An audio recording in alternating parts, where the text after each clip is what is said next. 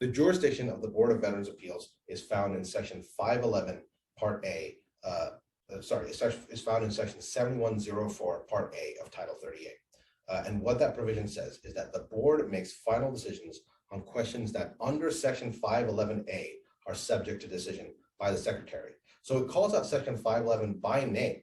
And in so doing, it takes the universe of questions that Section 511 withdraws from district court jurisdiction and vests jurisdiction over those questions in the Board of Veterans Appeals. Because it calls out Section 511 by name, we know that the jurisdictional extents of both provisions are exactly the same.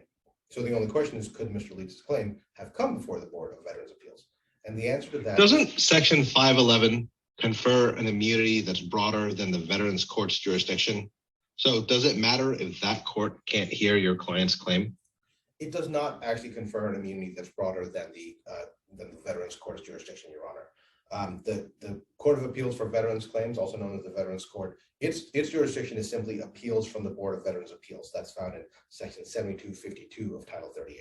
So it has the same subject matter jurisdiction as the Board of Veterans Appeals, just at one further level of review. And Mr. Leetz's claim could not have been heard in the board because final decisions in OBR cases are made by the regional network director. That's found in 38 CFR 17.107 subpart E. There is no further review to the board. And that's evident in the record as well at District Court docket items 23-2 at page 26 and 23-3 at page 4. And apologies, neither of those is in the excerpts of record. Again, happy to supplement with those. But those are the letters that the medical center sent to Mr. Leetz, informing him of the OBRs. And they explain the one-step appeals process to the network director. And then they say, no additional appeals of these restrictions will be accepted. So they're very clear. That's the end of the line, the network director, not the board. And in fact, contrast that with what happens when the agency does make a decision that can be appealed to the board. Then under 38 CFR. Is there a pathway to judicial review from the denial of an appeal of an OBR within the 17.107 appeals process? Can he appeal the regional director's decision to the Court of Appeals for Veterans Claims or to the Federal Circuit? No, Your Honor, there's no pathway to judicial review, which is actually an additional reason why Section 511 doesn't strip the federal courts of jurisdiction over Mr. Leetz's claim. When the agency makes a decision that can be appealed to the board, and then from there to the Court of Appeals for Veterans Claims, and from there to the Federal Circuit, the agency actually has to inform the claimant of his or her right to appeal to the Board of Veterans Appeals. That's in 38 CFR 20.200. Here, the agency not only didn't do that, it affirmatively told Mr. Leetz he had no further right to appeal. And this lack of judicial review is a separate reason, in addition to the fact that just under the plain text of 7104 and 511, Section 511 doesn't preclude review, federal court review of Mr. Leetz's claim. In addition, the related reason is that there's a strong presumption in favor of judicial review of executive action. And if the VA had structured these regulations so that appeal could go to the Board of Veterans Appeals and from there to the Court of Appeals for Veterans Claims and the Federal Circuit, then this wouldn't apply. But as structured, Mr. Leetz has a single right of appeal and it terminates within the executive branch. And that's something that the executive branch came up with all by itself. It's not something that Congress did. It's something that the executive branch came up with on generic authority to maintain order in medical centers.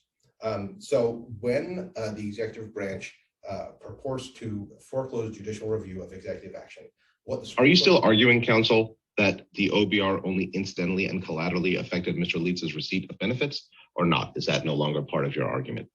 That argument is found in the briefs, Your Honor, and we stand by it. But we think that this additional argument that we came up with after the court's order for a specific argument on the jurisdictional issue is the better argument. So both, Your Honor, both remain our argument. But when the executive branch purports to retract judicial review over executive action, what the Supreme Court has said, quote, time and again, is that judicial review of executive action will not be cut off unless there is persuasive reason to believe that such was the purpose of Congress. And that's a case called Martinez against Lamagno,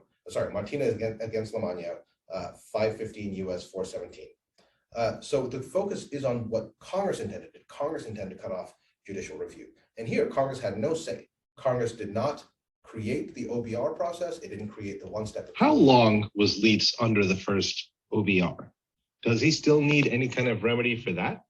Mr. Leitz was under the first OBR for 1 year, Your Honor. And yes, he does still need a remedy for that. And this dovetails nicely with the Bivens inquiry into whether there's an alternative remedy for Mr. Leitz. And the focus there, as with the judicial review inquiry, is on whether Congress made an intentional decision to cut off a damages remedy, or whether it inadvertently omitted a damages remedy because it just wasn't thinking about that type of constitutional injury. And the key case here is Lanuza against Love, where there was a comprehensive immigration scheme, but there was no evidence that Congress anticipated the specific type of injury that the plaintiff there suffered. There, an ICE agent essentially falsified evidence to get a man deported from the country. Now, the man, the immigration schemes are comprehensive for the types of injuries that Congress contemplates, and the man was able to use them to reopen immigration proceedings, obtain cancellation of removal, get back in the country. But what this court held was that there was no remedy within the INA for the completed constitutional wrong that he suffered, the completed harm of having been kicked out of the country for a number of years. And in addition, there was no evidence that Congress had considered that type of constitutional injury, that some ICE agent would falsify evidence to get someone deported from the country. And so the court held that a Bivens remedy would lie. And the same is true here. Mr. Leitz was under an OBR for 1 year. That OBR has been lifted, but he did suffer, a year of having to undergo medical procedures and so on with the VA police watching. And he's still under another OBR. And that's been going on for years. And again, are you really arguing that the chief of staff of a medical facility isn't a healthcare employee? Does he have an MD? Your Honor, on this record, under Mr. Leitz's complaint, it's not clear whether defendant Wilper does have an MD or if he has. So in Tunok, we said that 7316 requires medical professionals. That's who it applies to. Are Barbero and Wilper really not medical professionals the way you see it? Well, Your Honor, what the court said in Tunok is that healthcare employees under Section 7316 are employees that are directly engaged in patient care. And on this record, under the complaint as written, and giving Mr. Leitz the benefit of any inferential steps, Mr. Wilper, all we know about him is that he is the Boise Medical Center's chief of staff. That's it. And that is an administrative function. He's not administering patient care. He's running the facility. So he's administrative staff. Similarly, Ms. Barbero is the chair of the Disruptive Behavior Committee. That's it. That's the only thing we know from this record that she does. And again, that's an administrative role. That's not treating patients. So yes, under Tunok, I think 7316 excludes claims like Mr. Leitz's because the defendants here, the remaining defendants, aren't healthcare employees. In addition, 7316 only covers malpractice or negligence claims anyway. So even putting healthcare employees aside, Mr. Leitz's claim would not be the kind of claim that 7316 comes to the FTCA process. And finally, even if it did send it to the FTCA, the Supreme Court has been exceptionally clear that the FTCA has no remedy for constitutional violations because state law is a source of liability there, and no state tort imposes liability for retaliating against someone's speech, against a private actor retaliating against speech by restricting access to private property.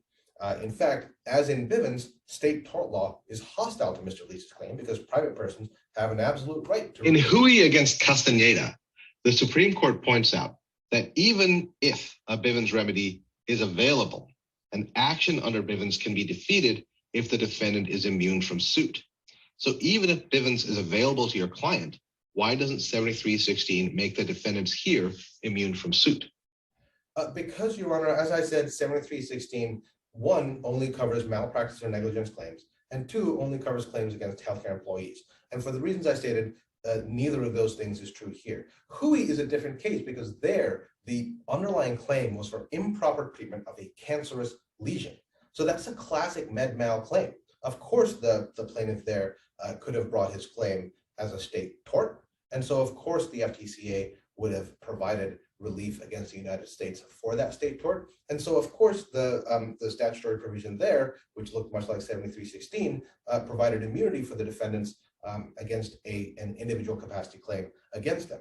But this claim is a First Amendment claim. It's nothing like the claims that Hui against Castaneda considered.